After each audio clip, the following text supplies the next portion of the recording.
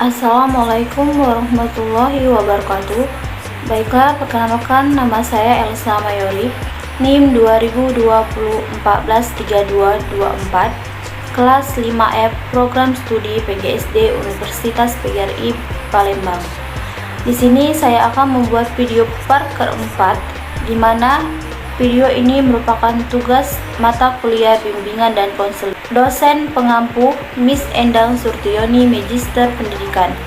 Baiklah, materi yang akan kita bahas yaitu jenis layanan bimbingan dan konseling untuk anak sekolah dasar, di mana subtemanya itu dibagi menjadi 5, yaitu yang pertama ada layanan dasar bimbingan, terus yang kedua ada layanan responsif, yang ketiga ada layanan perencanaan individual, yang keempat ada layanan dukungan sistem, terus yang kelima ada layanan bimbingan dan konseling menurut Profesor Prayitno.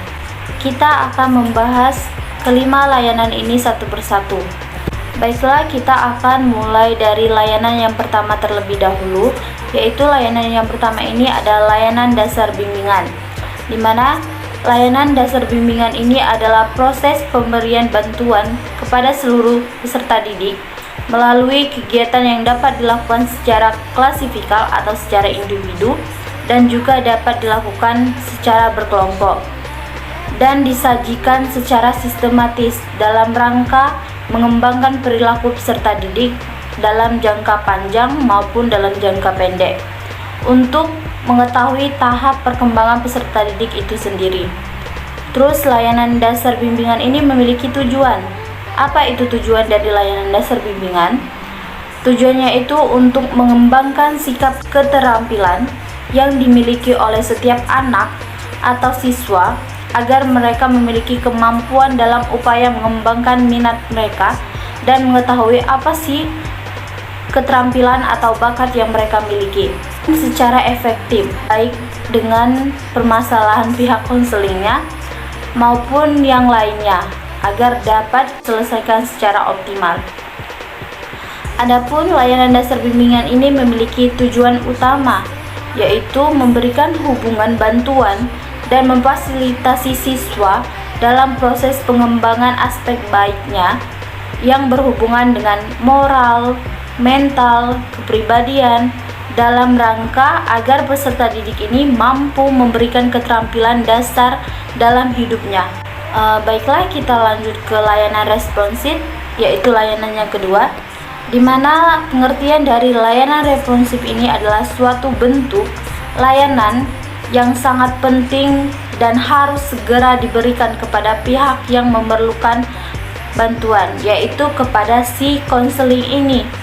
Dalam hal ini, konselor harus segera memberikan tanggapan bagi pihak konseli yang sedang mengalami permasalahan dan sedang membutuhkan bantuan dalam memecahkan permasalahan yang sedang dihadapi.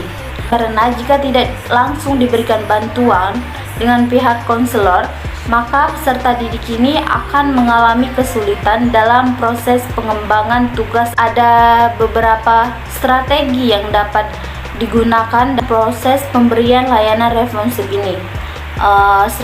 Strateginya itu ada 3. Yang pertama itu memberikan konseling secara individu maupun kelompok, dimana agar si peserta didik ini bisa menyampaikan keluh kesah atau permasalahan yang sedang mereka hadapi ke pihak konselor.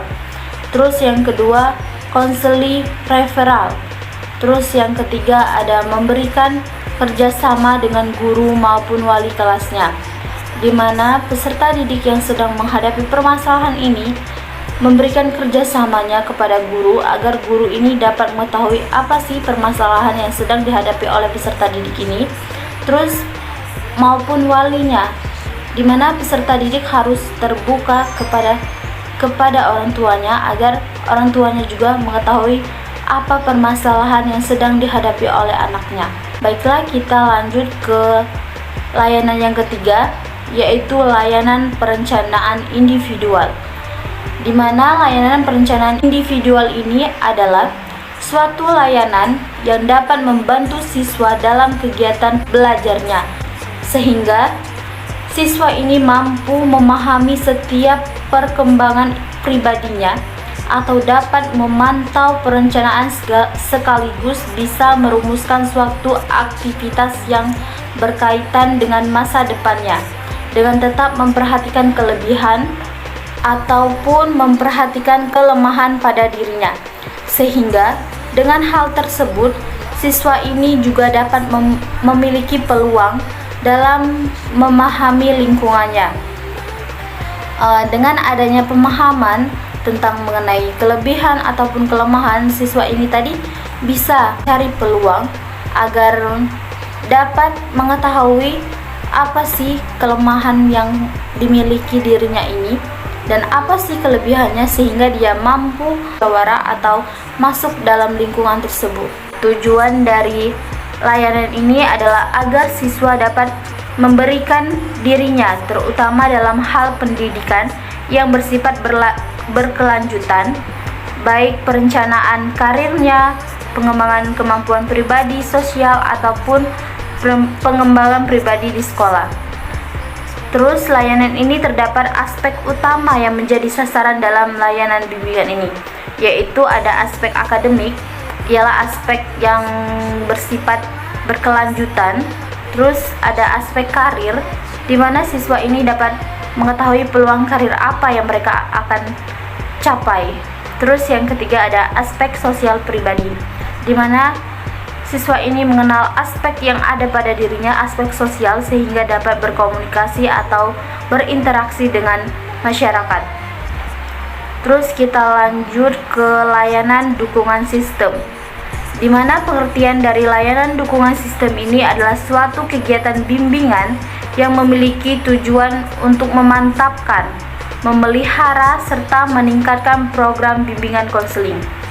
Secara tidak langsung, layanan ini sendiri dalam BK merupakan salah satu bentuk strategi yang dapat memberikan bantuan serta memfasilitasi dalam setiap proses BK itu sendiri, yang dilakukan oleh konselor, terutama berguna untuk memperkembangkan diri konselingnya.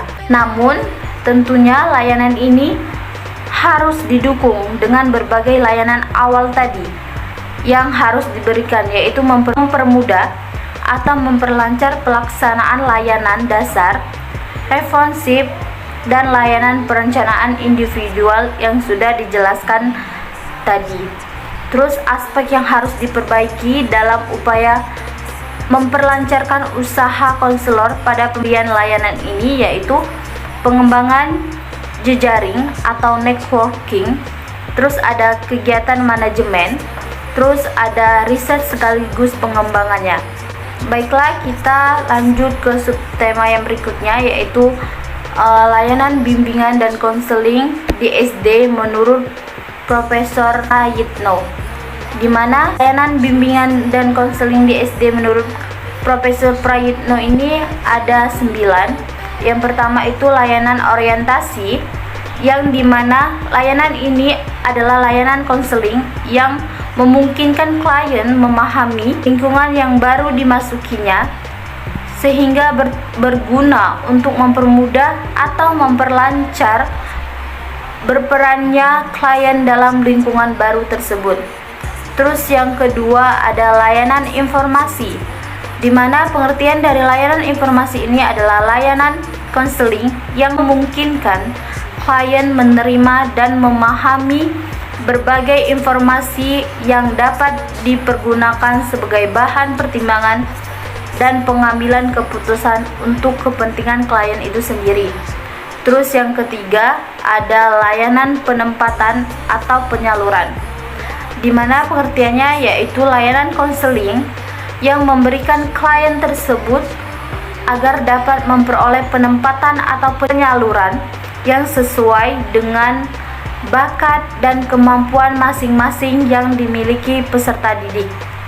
Terus yang keempat ada layanan penguasaan konten, yakni layanan konseling yang memungkinkan klien berkenaan dengan sikap dan kebiasaan yang baik, materi pelajaran yang cocok dengan kecepatan dan kesulitan belajarnya, serta berbagai aspek tujuan dan kegiatan belajar lainnya. Terus yang kelima ada layanan konseling individual.